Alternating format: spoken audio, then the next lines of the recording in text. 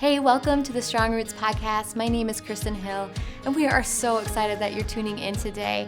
Our prayer is that you would move one step closer to Jesus through this series. So go ahead and check out this next episode. Welcome to the Strong Roots podcast. We are in season 4 and we are talking about squad goals. And I'm here with Kandiss, and we are going to dissect how to be a good friend. And I can't wait to be on this journey with you. Today we're talking about choosing joy, and I can't imagine a more joy-filled person to be asking. So I just am so excited to talk to you about this. Me too. Thank you for having me. Yes. You ready? Ready. Okay, so the first question is, do you find it harder to make friends as you've gotten older or easier? Well, it's kind of both. I feel like when we're younger, we have so many people around us that it's easy to have a lot of people that we consider friends. Right. But as we grow and we start having families, and I think it becomes a little harder because what we consider a friend kind of changes too, as well. So yeah, I think it's a little bit of both. So, Have you found that your friendships have gotten better since you've become a Christian? absolutely.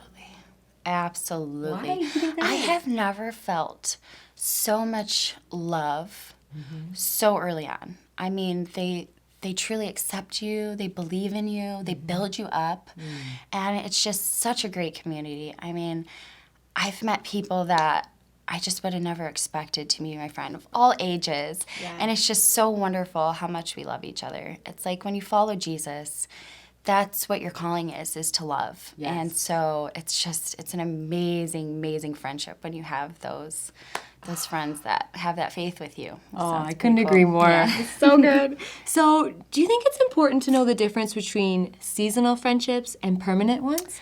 I've never really looked at a friendship and said, oh, this is going to be a seasonal friendship. Right. You know, I try to go into every friendship like it is going to be a permanent one. But I think the friendships that I love the most are the ones that are going to be eternal. I think that is the goal. I mean, Yes. that's the goal of us being together, is you and I have a great friendship, and I'm so blessed to be able to have you as a friend here on earth, and then I'll be able to be with you in heaven too. So I think that's what we should always set our friendship goals to be, is to be an eternal friend, right? I mean, I just want an eternal friend. Absolutely. Yeah. So good. So, what do you think is God's purpose for our friendships? I mean, I know you just hit it. Yeah. But let's get deeper. Like, what are the nuts and bolts? love. Yes. To love, forgive, build up. I mean, everything we pretty much just said. It's just being a shoulder to cry on, being a listening ear, being a hug. I mean, sometimes I can't always change your situation, but I can help you pray for it, and I can just be that person that you need, you know, whatever you need at that moment, you know. And I know that you are such a joyful, kind, bubbly person, and I'm sure people who meet you just assume that you're always happy and always on point. And I know that you have struggles. How do you choose joy in the midst of those struggles?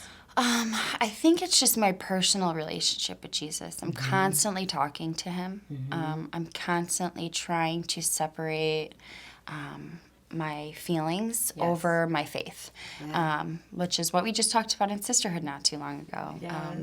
You know, so no matter what I'm going through, I know that someone's always going through something that could be worse or harder. So I try to be thankful. I try to tell myself, okay, I'm going through this hard thing, but this is what I'm thankful for: my kids, my family, my friends, my house. And so I'll go over in my head and I'll try to change my pattern of thinking to where I can kind of just, and then I'll be like, hey, all right, what's up? Yes. So Yes.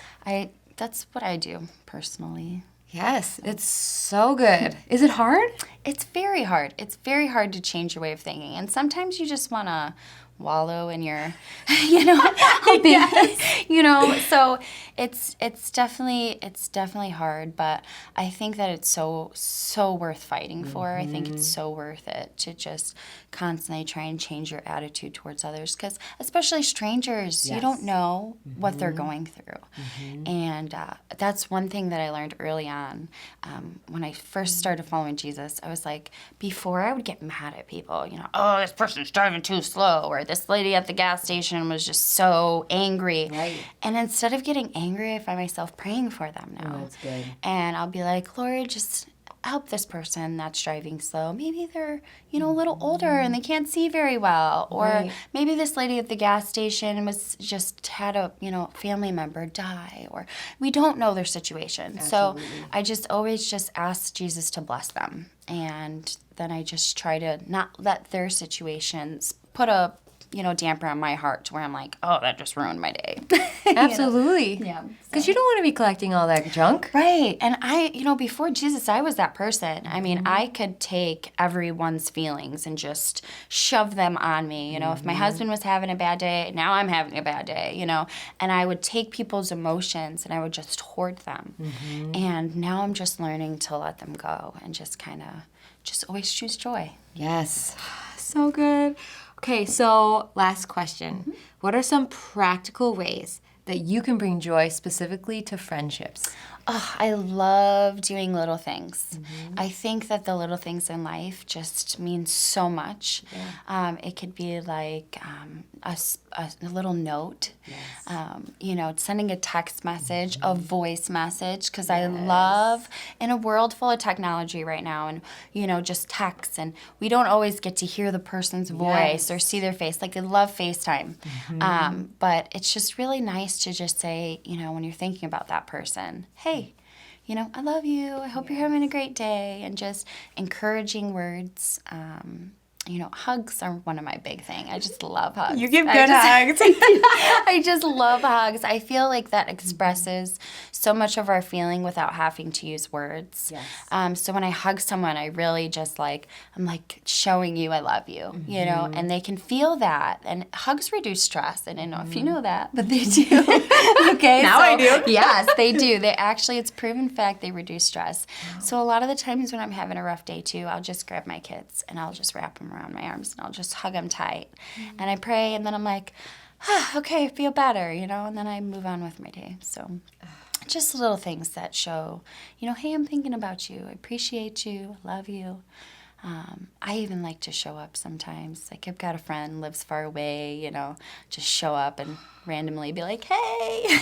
I bet that makes her day. Absolutely. Absolutely. So good. Thank you so much for letting Thank me you pick for your having brain. me. It's been so nice. And thank you guys for tuning in. We can't wait to continue learning about friendship alongside of you. If you enjoyed today's episode, make sure to follow us on our other social media platforms. We don't want you to miss out on any future content. Thank you so much again, guys. I hope you have a great day. And I want you to know I am personally praying that your roots stay strong.